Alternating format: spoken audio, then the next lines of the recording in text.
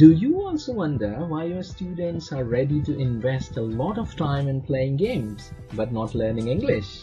Then think no more and join my professional development session at JALT2023 about how you can make your English lessons or your entire English course look like a game.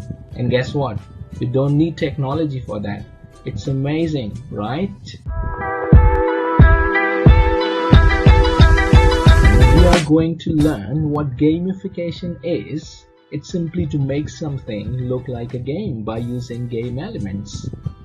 We also look at what are the key features of a game and why everyone likes playing games. And finally, the most important thing, how can we as English teachers gamify learning for our students? Here, I'll share an example of a gamified project which I designed for my students.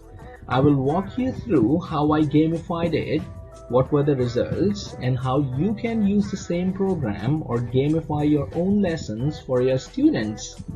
So what are you thinking? Let's meet in the online professional development session on November 24, 2023, and I look forward to meeting you.